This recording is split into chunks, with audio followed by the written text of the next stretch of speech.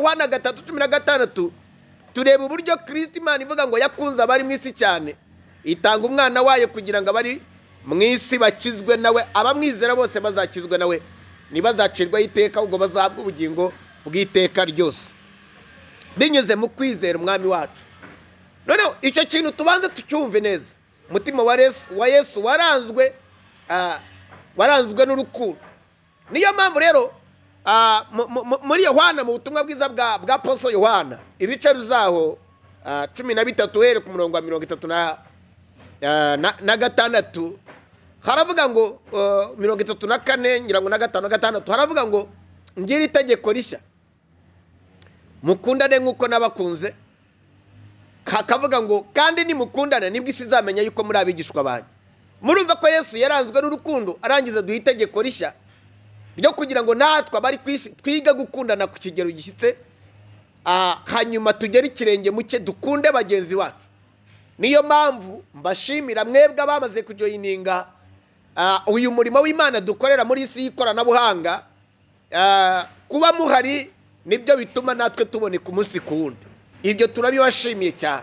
Abakomeje kugira umutwaro nk'uwo dufite, mugafata video zacu zivuga butumwa, mu by'ukuri mukazihererekanya kugira ngo abantu bumve ijambo ry'Imana, turabibashimira cyane.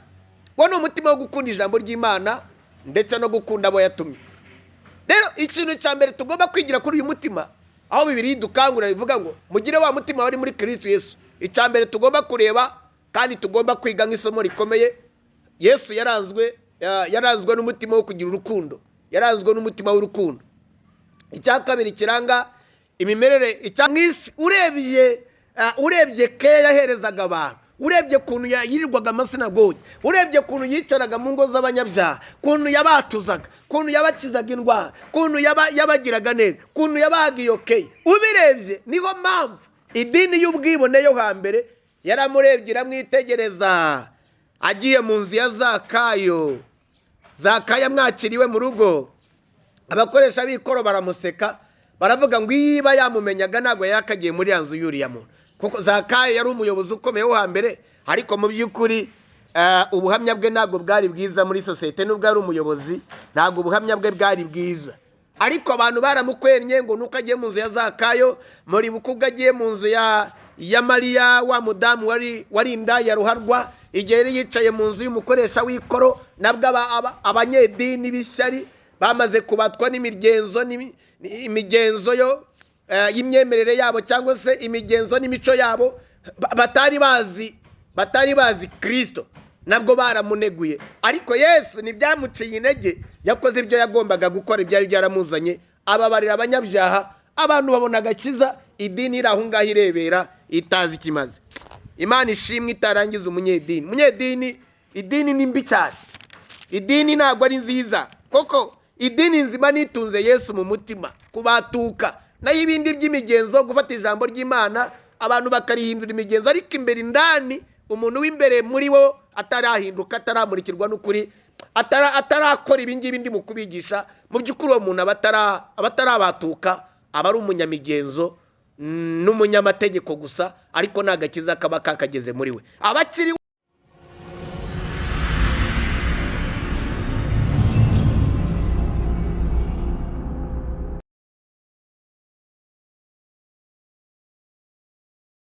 ndabaramukije mwese bakundwa bene data, mu izina ry'umwami wacu Yesu Kristo w'i Nazareti. Ngira ni muraho kandi mbifuriza amahoro y'Imana no kugubwa neza aho muherereye ku isi no mu bihugu bitandukanye.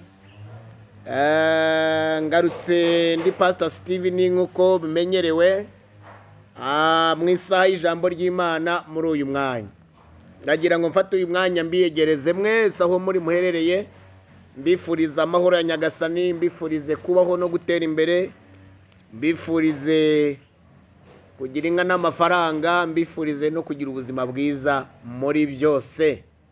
Mu nyemerere rero bakunzi ba Pastor Steven TV, mwese aho muherereye mu bihugu bitandukanye, abari hano mu gihugu cyacu n'abari mu bihugu bindi by'ibituranyi, mwese mbiyegereze mu isaha y'ijambo ry'Imana. Imana ibaho umugisha cyane. uyu munsi hari umuririmbyi mu ndirimbo zo gushimisha, umuririmbyi wa 95, nagira ngo munyemerere muri aka kanya kuko iyi ndirimbo hari byinshi yibukije umutima wanjye mu mirimo itangaje Yesu yagiye akora mu buzima. Ndagira ngo mfatanye namwe tuyiririmbe mbere yuko twinjira mu ijambo, noneho twinjire muri uyu muririmbyi, noneho tubone kuza gusenga twinjira mu ijambo. Murakoze kubinyemerera, reka tuyiririmbe twumve. Aravuga ngo nubwo nari umuririmbyi ariko ndagerageza kubera ko mbikunda cyane. Aravuga ngo ibyaha byanjye Yesu yarabyikoreye, watigize gukora icyaha na kimwe. Iryo jambo mwaryumvije? Reka nongere nkore amajwi twumve niba biza. Ibyaha byanjye Yesu yarabyikoreye, watigize gukora icyaha na kimwe. Ndamwegera ndasenga, ndumunyabyaha pe, nizera ijambo ryati urababariwe. Maze ibindushya byose ndabimukorera, nta wundi utari Yesu wabyihanganira. Ndamwegera njya aho ari, maze ibindushya byose ndabimukorera, nta wundi utari Yesu wabyihanganira. Ndamwegera njya aho ari, ndushye nenebutse, ndagenda mpawe intege, intsindirishwe pe no kwamaganya yanjye nyakurwaho nawe. Duhukire muri we amahoro ye.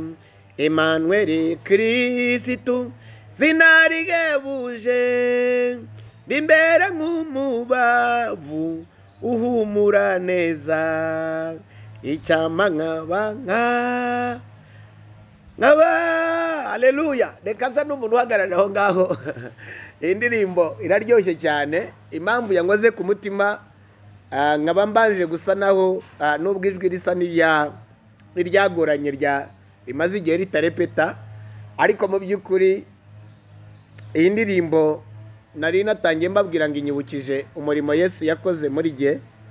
Muririmbyi yatangiye avuga ngo ibyaha byanjye Yesu yarabyikoreye, watigize gukora icyaha na kimwe, ngo aramwegera arasenga, ngo ari umunyabyaha, ngo yizera ijambo rye, arangije arababarirwa, ngo maze ibimurushya byose arabimukorera, ngo nta wundi wari kubishobora uretse Yesu. Yesu niwe washoboye kubyihanganira. Ngo aramwegera arushye cyane, acitse intege, agenda ahawe intege, agenda asubijwemo intege, arangije atsindishirizwa muri Yesu. Ngo nuko amaganya yakurwaho nawe, aruhukira muri Yesu, amahoro ye yuzura mu mutima we. Impamvu mbatangiriye uyu muririmbyi wa 95 mu ndirimbo zo gushimisha, nibutse umurimo Yesu yakoze ukomeye cyane, bintera kuyibatangira kuyiririmba nubwo inaniye, ariko reka tujye mu ijambo ry'Imana. Mana yanjye nkorera iteka ryose, ngushimiye iri jambo ryawe rigiye gutambuka, rigiye kubwirwa abatuye isi.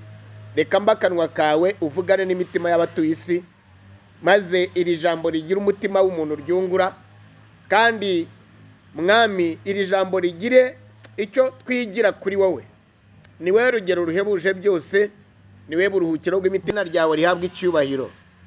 Urakoze kuri Imana yumva gusenga, urakoze kumva gusenga kwacu mu izina rya Yesu, amen. Ndagira ngo aha rero tuganire ku ijambo rivuga ngo tugire wa mutima wari muri Kristo Yesu. Tugire wa mutima wari muri Kristo Yesu. Turahagurikira mu gitabo cy'Abafilipi, ibice byaho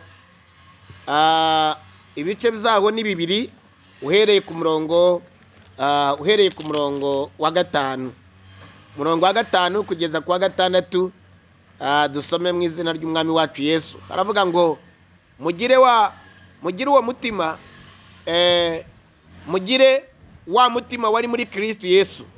Akadomo 6.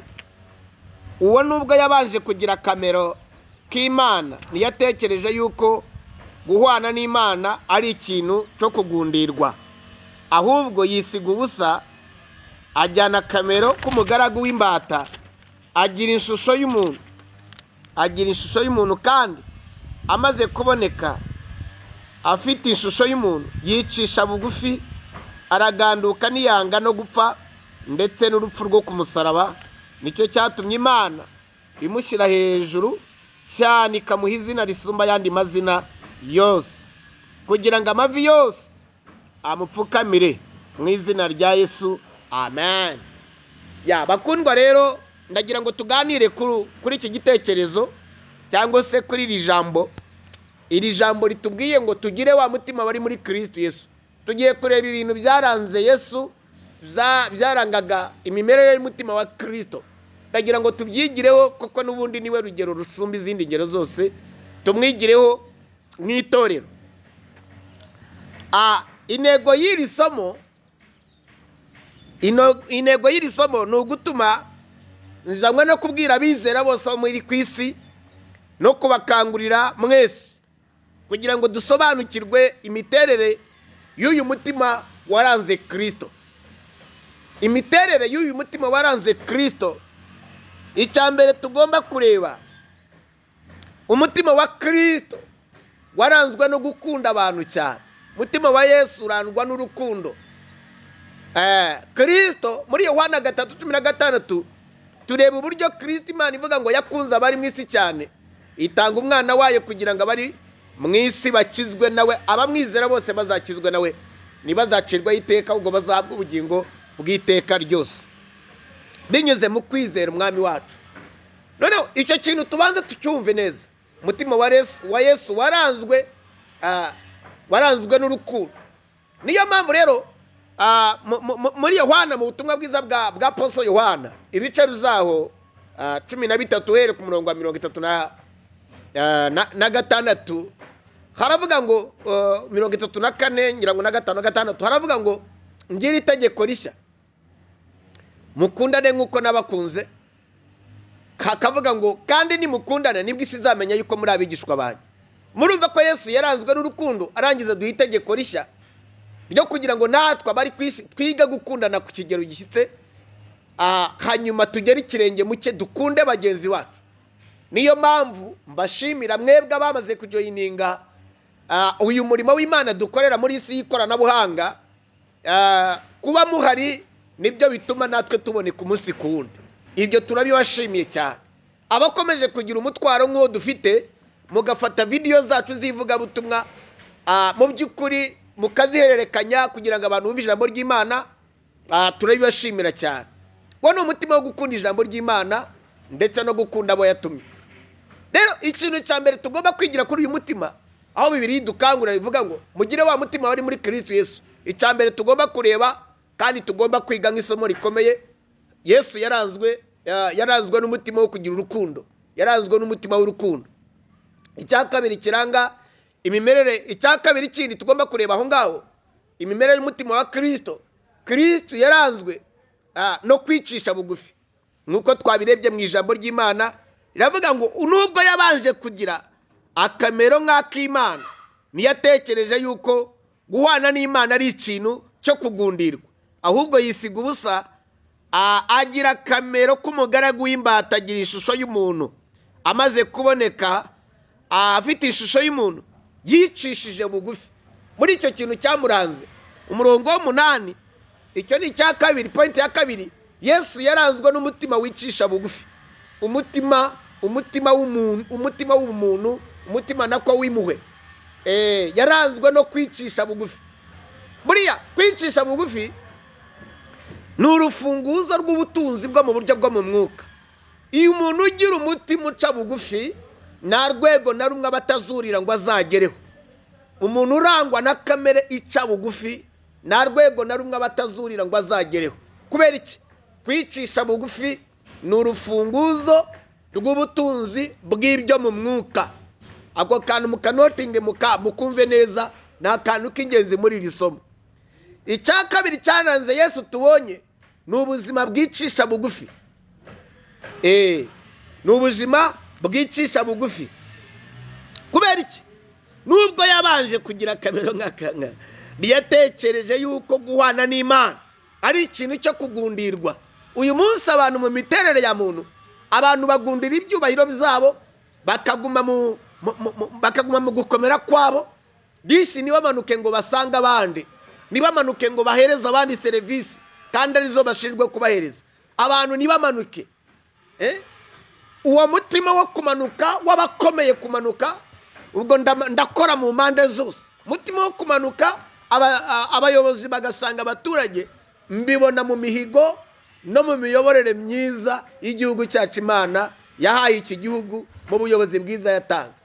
Ubuyobozi bwiza dufite uyu munsi mwiyerekwa cyangwa se mu cyerekezo ubuyobozi bwihaye. Ubuyobozi ni ubugomba kumanuka bugasanga abaturage, hanyuma noneho bukabumva bukabafasha. Iryo yerekwa ni iry'igihugu cyacu. Mu bindi bihugu bya Afurika sindabyumva iyi miyoborere myiza itangaje kandi ikwiriye no gushimwa na buri muntu wese, irangwa no muri iki gihugu cyacu. Imana ihabwa icyubahiro. Umutima wicisha bugufi rero ni urufunguzo rw'ubutunzi bw'ibyo mu mwuka. Rero icyo tugomba kwigira kuri uyu mutima, twige guca bugufi. Twaba dukomeye, twaba tworoheje, twaba turabo turibo, twige kubana na rubanda rugufi. Twige kugirira neza abantu b'Imana. Imana ishimwe cyane. Koko Yesu ntiyatekereje yuko kugira akamero k'ubumana ari ibintu byo kugundirwa. Kubera icyo atagundiriye ubumana ngo yigumire mu ijuru, yigumire mu cyubahiro cye, areka abatuye isi. Ndagira ngo ubitekerezeho, wumve urukundo Yesu yagukunze, wumve agaciro yaguhaye, kwemera kureka ubumana bwe, akisiga ubusa, akambara ishusho yawe, akambara ishusho y'ubumuntu, akaza agapfa urupfu rwo ku musaraba, kugira ngo jye nawe tuzabone ubugingo tubukomora muri we. Imana ihabwa icyubahiro kubw'ubwo rukundo n'uwo mutima waranze Kristo. Ibintu bibiri nibyo nari mvuze. Umutima wa Kristo. Ikindi twareba cya gatatu, umutima wa Kristo wari wuzuye umurava, wari wuzuye umurava no kwitanga ku murimo wari waramuzanye hano ku isi.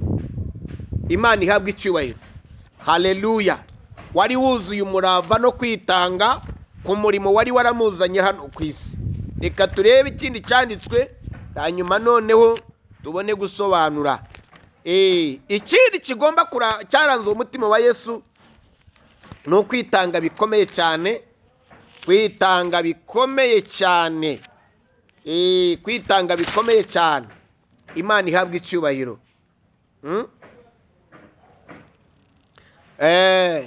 Mariko ibice byaho, Mariko ibice byaho 10 uhereye ku murongo wa 40, uhereye ku murongo wa 45. Reka turebe aravuga ngo iki. Mariko 10 murongo wa 45 haravuga ngo kuko umwana w'umuntu ataje gukorerwa, ahubwo yaje gukorera abandi no gutangira ubugingo bwe kubicunguye abenshi. Dusubiramo ako karongo bakundwa. Icya gatatu tugombye kureba, tugomba kwigira muri wa mutima twahagurikiye mu Bafilipi ibice bya 2 umurongo wa 5 havuga ngo mugire wa mutima wari muri Kristo Yesu. Ndiyo rero ndabereka ibyaranze uwo mutima wa Kristo kugira ngo natwe bidufashe mu buzima bwacu bwo kwitanga no kwitangira abandi. Umurongo wa 45 muri Mariko 10 haravuga ngo kuko umwana w'umuntu, uwo ni Yesu wivuga, kuko umwana w'umuntu ataje gukorerwa ahubwo yaje gukorera abandi no gutangira ubugingo bwe kuba incungu ya benshi. Iri jambo bwaryo turyanarije tukaryumva. Uyu munsi ugiye kubireba ukareba iri jambo ni ijambo rikomeye cyane, aho Bibiliya itwereka ubuzima bwa Yesu, uyu mutima wa Yesu wo gukorera abandi. Niyo mpamvu rero muri iki gihe bisa nkaho mu gihe cyacu muri kinyejana cya 21 usanga abantu batumwe gukora umurimo badashaka gukorera abandi, ahubwo bashaka kugira ngo abandi abe ari bo babakorera. Uko ni uguhushwa intego, ni uguteshwa intego. Dushinzwe gukorera abandi, tubaha serivisi nziza. Dushinzwe kugabura ijambo ry'Imana no gukorera abandi. Iyo tuvuze gukorera abandi, si ugukorera duteganya ibihembo bari buduhembe, kuko nta muntu washobora kubona igihembo ya memba ukurikije iminsi izi imbere yanyu. Ninde muntu wabona amafaranga ya memba byahwana n'iminsi nkorera hano? Ntibyashoboka. Ariko kubera ko biri mu muhamagaro, kubera yuko mbikorera nkabishoramo amafaranga, nkabishoramo iki, ni ukugira ngo iri jambo rirushaho kugira ngo jye nawe hagati aho tugire icyo tugabana, ugire icyo wunguka, ubuzima bwawe bugira icyo bwunguka. Tuvuge ubutumwa bw'umwami bugamije gukiza no kurokora abantu, kandi bubasezeranya ubugingo bw'iteka ryose. Aha rero turiyo tureba umutima wundi waranze Yesu. Icya gatatu ni umutima waranzwe n'umurava ku murimo wari waramuzanye hano. Icyo jye nawe tugomba kwiga muri iyi ngingo y'icyaranze umutima wa Yesu, kugira ngo jye nawe tuwugire. Ndagira ngo wige kugira umurava mu byo ukora byose ukorera Imana. Iga kugira umurava, witanga utizigamye, wemere gukorera abandi. Bibiliya mu migani avuga ngo utemera kuvomera abandi nawe ntago azavomerwa. Niyo mpamvu rero tugomba kwemera gukorera abandi mbere yuko dushaka ko abantu badukorera. Banza wige kubanza gukorera abandi mbere yuko nawe abandi nabo bazagukorera. Ubwabyo iryo ni ijambo risobanutse, ni ikinyarwanda cyumvikana neza cyane. Imana ishimwe cyane. Hari abantu rero bashaka kuvumbuka, bameze nk'ibinyomoro bitewe mu mazi, badashaka kunyura muri iyi nzira cyangwa se muri urwo rugero tuvuze. Umuntu agashaka gukura nk'ururabyo, akanyura mu nzira ashaka ko ashaka ko abandi ari bamukorera gusa, uwundi akibera umwami, akumva ko ibintu byose bizakorwa n'abandi. Ntabwo bishoboka. Mu nzira yo kwiga kuyobora cyangwa se mu kwiga kuzaba uw'umumaro, banza unyura ku birenge by'abandi, wige gukorera abandi. Niba utegereje ko n'abandi bazagukorera, iga kubanza gukorera abandi, umenye kuzakoresha abandi. Imana iguha umugisha cyane. Haleluya. Iga kubanza gukorera abandi mbere yuko nawe abandi bazagukorera. Kuko uyu munsi wa none Yesu yaje mu isi, urebye keya yaherezaga abantu, urebye kuntu yirirwaga amasinagogi, urebye kuntu yicaraga mu ngo z'abanyabyaha, kuntu yabatuzaga, kuntu yabakizaga indwara, kuntu yabagiraga neza, kuntu yabahaga iyo keya, ubirebye niho mpamvu idini y'ubwibone yo hambere yaramurebye iramwitegereza. Agiye mu nzu ya Zakayo amwakiriwe mu rugo, abakoresha b'ikoro baramuseka, baravuga ngo iba yamumenyaga ntabwo yakagiye muri ya nzu y'uriya muntu. Kuko Zakayo yari umuyobozi ukomeye wo hambere, ariko mu by'ukuri ubuhamya bwe ntabwo bwari bwiza muri sosiyete. Nubwo ari umuyobozi, ntabwo ubuhamya bwe bwari bwiza, ariko abantu baramukwenye ngo nuko agiye mu nzu ya Zakayo. Muri bukubwa agiye mu nzu ya Mariya, wa mudamu wari indaya ruharwa, igihe yari yicaye mu nzu y'umukoresha w'ikoro, nabwo abanyedini b'ishyari bamaze kubatwa n'imigenzo y'imyemerere yabo, cyangwa se imigenzo n'imico yabo, batari bazi Kristo, nabwo baramuneguye. Ariko Yesu ntibyamuciye intege, yakoze ibyo yagombaga gukora, ibyari byaramuzanye, ababarira abanyabyaha, abantu babona agakiza. Idini iri aho ngaho irebera, itazi ikimaze. Imana ishimwe itarangiza umunyedini. Idini ni mbi cyane. Idini ntabwo ari nziza, kuko idini nzima nitunze Yesu mu mutima, kubatuka naho ibindi by'imigenzo, gufata ijambo ry'Imana abantu bakarihindura imigenzo, ariko imbere indani umuntu w'imbere muri bo atarahinduka, ataramurikirwa n'ukuri, atarakora ibingibi ndi mu kubigisha, mu by'ukuri uwo muntu abatarabatuka, aba ari umunyamigenzo n'umunyamategeko gusa, ariko nta gakiza kaba kakageze muri we. abakiri wa wundi wa kera, ikimukozeho cyose, icyamukoreho cyose yavunduka muri we kandi yakora ibara. Rero umuntu, ikindi tugomba kureba, twarebye cya gatatu, twavuze ngo Yesu yaranzwe n'umurava no kwitanga ku bw'uyu murimo wari waramuzanye. Imana ihabwa icyubahiro, haleluya. Yakoraga umurimo atiganda, yari yiteguye gutanga byose kugira ngo ashobore gucungura abantu nk'uko byari mu ntego ye. Yari yiteguye gutanga byose kugira ngo agere ku ntego yo gucungura abantu. Niyo mpamvu hano havuga ngo, hatubwiye muri Mariko hatubwiye ngo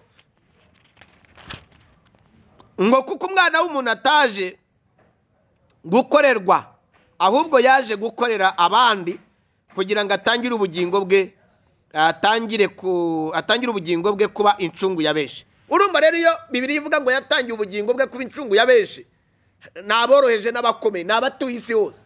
Yesu yatanze ubugingo bw'abatuye isi yose kugira ngo jyewe nawe nitwumva ubutumwa bwe nituziyinire cyangwa se nituzatinde, tuzahutireho dufate icyemezo cyo kumugana, dufate icyemezo cy'ubugingo, dufate icyemezo cyo kumwizera, tubone ubugingo buhoraho. Bibiliya yatubwiye ngo tugire wa mutima wari muri Kristo Yesu. Ndiyo ndagenda avuga, nari ngeze ku cya gatatu cyaranze umutima wa Yesu, cyangwa se imimerere y'umutima wa Yesu. Yesu yaranzwe no gukorera abandi, aranga no kwitanga no kwemera gutanga byose kugira ngo agere ku ntego ye. Muribuka isomo twigize kwiga rivuga ngo hitamo intego yigumeho mpaka ugeze ku cyo ushaka. Rero twige kugira intego yo kwemera gukorera abandi, dukorera abandi, dutange serivisi neza.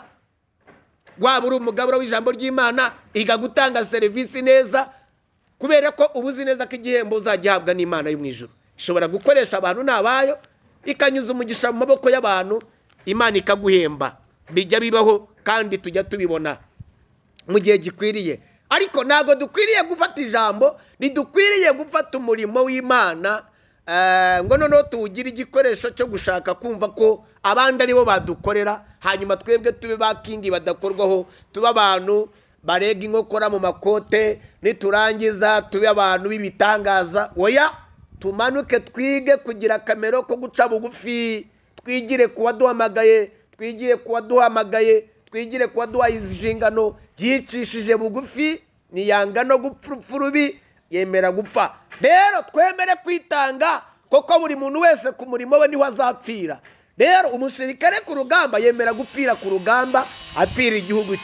Rero muri uyu murimo wo kwitangira abandi, twemere kwitangira abandi, nitunapfa dupfe ku bwa Kristo, kuko bizaba ari inyungu ikomeye cyane kuba wapfira mu murimo, biruta ko wasangwa wapfiriye mu byaha cyangwa wapfiriye mu bindi bintu. Gupfira mu murimo wa Yesu ni umunezero ukomeye cyane, kuba wapfira muri Kristo Yesu, upfira ku murimo wo gukorera neza, upfira mu gukorera neza, witangira abandi amanywa nijoro, usuka ubugingo bwawe ku bwa benshi kugira ngo Yesu amenyekane. Ni iby'agaciro muramutse mwumvishije icyo ngicyo mvuze. Imana ibaha umugisha cyane, Imana ihabwa icyubahiro. Rero Yesu twabibonye mu ijambo rye, yaje gukorera abandi, tumwigireho, twiga gutanga ubuzima bwacu ku bw'abandi, dukora umurimo w'Imana neza uzira amakemwa. Amen. Yes, tujyane inkuru nziza ihumura neza. Icyakane tugomba kureba, icyakane cy'ingenzi cyaranze umutima wa Yesu. Yesu yize mu buzima, yize kubabarira abamuhemukiye. Icyo ni icyakane gikomeye cyane. Yesu yababariye abamuhemukiye, kandi yari yaje dishi kubagira neza. Muri ba bandi yasukiyeho ubugingo, muri ba bandi bari bamuzanye, Yesu yagize umutima wo kubabarira abagome n'abagambanyi. Bakundwa, twige, iri ni isomo rikomeye kandi rigora abantu bose. Ni urugero rukomeye. Niba ushaka kubaho, ukabaho mu mudendezo, ukabaho ubohotse, ujye wiga gufatira urugero kuri Kristo ariko umusaraba igorogota. Bibiliya iravuga ngo arangije kureba isi yose yamuhannye, asigaye ari wenyine ku giti, arembejwe n'amaraso atuma atareba cyane, imibabaro y'indengakamere yari imugeze ahantu kwigufwa, ariko ngo araranganyije amaso ataracikana, avuga ijambo rikomeye ku munota wa nyuma. Aravuga ngo data ubababarire koko ntago bazi ibyo bakoze. Mwene data witwa Stefano, iryo jambo yararivuze nawe igihe idini yamukurubanaga, bamuziza kuvuga ubutumwa bw'ukuri, abwiriza ubutumwa, abahereye kera abaha amateka. Imana ishimwe, arangije disi avuga ubutumwa bwiza, idini irangije iramukurubana. Ariwe idini iramunyejeje amageni, imutera amabuye, imurunda amabuye. Abigishwa abandi bageze bamureba, bamutera amabuye, vaho aranogonoka. Ageze ataragera ku mwuka wa nyuma, ku maso ye hamaze guhinduranywa, igihe kwizera kwe n'amaso ye mwuka yari ari kumwe na se mu ijuru. Arangije ngo amaze kureba, ngo abamurebaga bose bari bamutumbiriye, ari mu kababaro k'indengakamere, yavugiyemo ijambo rikomeye. Imana idufashe twige gufatira urugero ku ntwari zasinziriye, zerekanye urugero ruhebuje cyane. Arangije aravuga ngo data ubabarire. So arangije nawe yavuze amagambo nka Yesu, aravuga ngo bababarire. Urugero rundi rw'imiterere y'umutima waranze Yesu yaranzwe no kubabarira. Mukundwa unkurikirana umunsi kundi, ugakurikirana icano ya Gikristo, iri ni isomo ukwiriye kwiga mu buzima. Ubaye uri umugore, wige kuba ari umugabo wawe, wige kuba ari umugore wawe, wige kuba ari uwo mukorana, twige kubabarirana. Bakundwa, imbabazi zidukura muri gereza yo kwiciraho iteka. Iyo tubabariye dusohoka muri gereza yo kwiciraho iteka, dusohoka mu mutima wo guhora twicira urubanza. Umutima wacu urabohoka, tugasubirana ubuzima bw'umudendezo, tugakorera mu mudendezo. Hanyuma uwo twababariye ntuzatege yuko wababariye azaza nawe akagusaba imbabazi kubera amakosa yagukosereza. Ashobora kudatinyuka kuza kugusaba imbabazi, ariko wowe numubabarira, Bibiliya iravuga ngo uzaba uteruye amakara yaka umuriro, uzaba uyamushyizeho. So nukuvuga ngo rero iyo ubabariye umuntu, we bigushyira mu mudendezo wo gukora neza, wo kubaho ubohotse, uri w'umudendezo. Imana ihabwa icyubahiro. Haleluya. Imana ihabwa icyubahiro. Rero twige kubabarira abaduhemukira mu buzima bwa buri munsi. Izi mbabazi Imana yazishyize mu iyerekwa mu mboni z'ubuyobozi bw'iki gihugu cyacu. Imana ihabwa icyubahiro. Iki gihugu, ubuyobozi bwacu dushimira Imana, n'abatuyobora dushimira Imana uyu munsi kuba tubafite n'urwego rukomeye Imana yabahaye. Iyo batarukoresha, ndatekereza ko uyu munsi igihugu dufite nitwakabaye ari cyo gihugu dufite uyu munsi, iyo Abanyarwanda tutaba ba mbere bo kwemera kurenga amateka y'ubusharire, tukavuga ngo abaduhemukiye nitwabaho mu buzima bukora nk'ibyo abaduhemukiye bakoze. Oya, tugomba kwiga gutera intambwe, tukababarira, tukabahoka, noneho tukarenga ibyo ngibyo, tukubaka igihugu cyacu uyu munsi cyiza uyu munsi dufite. Rero icyo ni ikintu gikomeye u Rwanda, ubuyobozi bw'igihugu cyacu cyangwa se igihugu cyacu, Abanyarwanda bagezeho rwego rwo kwitwa kubabarirana. Imbabazi zubatse iki gihugu, imbabazi zubatse iki gihugu. Ntabwo ibyo ari ibintu ngomba gusobanura cyane, abari hano mu gihugu ibyo murabizi ko imbabazi arizo zubatse iki gihugu. Iyo hataba imbabazi, iyo hataba kwigishwa kugira ngo abantu bige gutanga imbabazi, ubwiza dufite uyu munsi bw'igihugu, ubumwe n'ubwiyunge dufite uyu munsi mu gihugu, ntabwo byari gushoboka. Kandi natekereza ko amahanga yo hanze yari yiteze kumva yuko ibyatubayeho tuzakomeza turi mu mwiryane, Abanyarwanda batuze ubumwe. Ariko uyu munsi ibi ndabivugira, ntabwo ndi umunyapolitiki, ariko ndabivuga nk'urugero ruhebuje nshingiye ku byo Bibiliya itwigishije. Ikintu cyitwa gutanga imbabazi ni ikintu gikomeye cyane. Haleluya. So imbabazi zimaze kutwubakira igihugu, imbabazi zimaze kunga Abanyarwanda barabyara barashingirana, imbabazi zimaze kunga Abanyarwanda barahana inka, imbabazi zimaze gutuma tumaze kurenga amateka y'ubusharire, tumaze kugira igihugu cyiza gikomeye cyane. Rero bakundwa, twiga kugira umutima nk'uwa Yesu, bizakomeza bidushobokere dukore ibidakwiriye gushoboka, dukore ibintu biri mu ndangagaciro zikomeye cyane. Nitwigira ku mutima wa Kristo wamuranze, wanyuze mu maboko yabo yaraze gucungura, ariko bakemera bakamwica urupfu rw'agashinyaguro, bakamubamba, ntibamugirire impuhwe. Ndagira ngo nawe nugera ahantu, wenda wowe ni waba Yesu ngo utange ubugingo bwawe ucungura abantu, ariko muri byiza ukora, mu bwitange bw'ibyo ukora, mu mibanire yawe n'abandi, mu mikoranire yawe n'abandi, nuhura n'ibigucerenginga cyangwa ibiguhinyuza, ugahura n'abagutaza, iri hame uzaryibuke nkwigishije. Ihame ryitwa gutanga imbabazi ni ingenzi, ni ubutunzi ntagereranywa. Ndagira ngo ujye wiga gutanga imbabazi, ntukabitekereza ngo zabanza byigeho. Uko urushaho kubyigaho niko uzajya urushaho kwihemukira no kwirundanyirizamo ubukana bushobora gutuma umutima wawe ugirwaho n'ingaruka n'uwo mujinya w'umuranduranzuzi. Rero twige kubohoka, dutanga imbabazi, tuvuge nka Yesu avuze ngo data ubabare kuko ibyo bakoze ntibabizi. Twige rero kujya tubabarira abanyamakosa, hanyuma bityo bizadushoboza kujya duhora twese imihigo yacu tugera ku ntego zihamye zo gukora ibidasanzwe tubikuye mu bisanzwe. Imana ihabwe icyubahiro. Haleluya, haleluya, haleluya, haleluya. Ikindi tugomba kureba, twakivuze, umutima wo kwicisha bugufi, umutima wo gukunda bene data. Uyu mutima wo gukunda bene data twari twawukomojeho mbere. Reka twumve ukuntu Yesu nawe yawuvuzeho muri 13 Yohana. Twige gukunda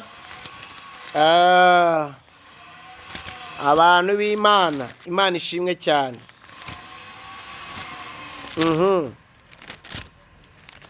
Yego, ahangaha 13 umurongo wa 13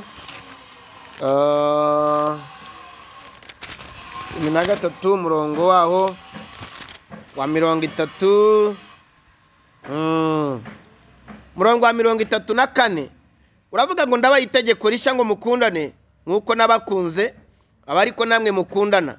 Ibyo byose nibyo bazabamenyeraho ko muri abigishwa banjye nimukundana. Imana ishimwe cyane. Rero uruvanga icyo Bibiliya yitwigisha, Yesu yaranzwe n'umutima wicisha bugufi, yaranzwe n'umutima wo gukunda abo yaje gucungura, yaranzwe n'umutima witangira umurimo we, ariwo wari waramuzanye wo gucungura abantu, yaranzwe n'umutima wo gukunda abantu. Imana ihabwe icyubahiro. Haleluya. So rero ibi ngibi tubyige, ni ingenzi. Yesu yemeye gusiga icyubahiro. Uyu munsi ushobora gusiga ofisi yawe, ugasiga ibindi byose, ukamanuka ukajya gusanga abaturage ukabafasha mu nshingano zawe ushinzwe gukorera abaturage. Niba uri bishop, manuka muri ofisi, manuka ugiye gukora ibyo wahamagariye gukora. Niba uri pasiteri, manuka sanga abantu b'Imana, ubigisha ijambo ry'Imana. Gira umuco wo gusura abantu b'Imana, gira umuco wo gusura abo uzi wahamagariwe kubwiriza ubutumwa bwiza. Manuka, siga ofisi, manuka. Yesu yemeye gusiga icyubahiro cye, yemera kwambara kamere k'umwana w'umuntu kugira ngo azaducungure. Ni umurimo ukomeye cyane w'ubwitange ndengakamere Yesu yakoze. Reka rero ibyo bintu nshoboye kuvuga ni ibintu bigera muri 4, ushobora no kubigira 5, ariko ndasoza ngira icyo nkubaza. Ese witeguye kwemera ko umwuka wera yahindura umutima wawe akawugira nk'uwa Yesu? Ni ikibazo cyo gutekerezaho. Nshaka gusoza ngo usigiye nka Dova. Ese wemereye Yesu kugira ngo umutima wawe uhindure umere nk'uwe? Imana ihabwe icyubahiro. Wemereye Yesu ko umwuka wera yahindura umutima wawe ukagira umutima waranze Kristo? Mureke tumwigireho, niwe rugero ruhebuje izindi ngero zose. Imana rero y'amahoro ibaho umugisha. Reka nsoze nsaba wowe utari wakizwa dukurikiranye muri iri jambo rivuga ngo tugire umutima wa wundi wari muri Kristo Yesu, nkuko twabisanze mu Filipi 2:5. Tugire umutima wari muri Kristo Yesu. Rero narindiyo nondagura nerekana ibyaranze Kristo. Reka rero tubyigireho kandi birashoboka. Ahari ubushake n'urukundo ibintu byose birashoboka. Nta cyananirana niba aya masomo yafashe neza ukaba wayashyira mu bikorwa byagukorekera kandi byaguhesha umugisha utangaje. Reka sengane nawe kure ushaka gukizwa. Atura aya magambo uvuge ngo Mwami Yesu, wowe ushaka gukizwa, subiramo iri sengesho.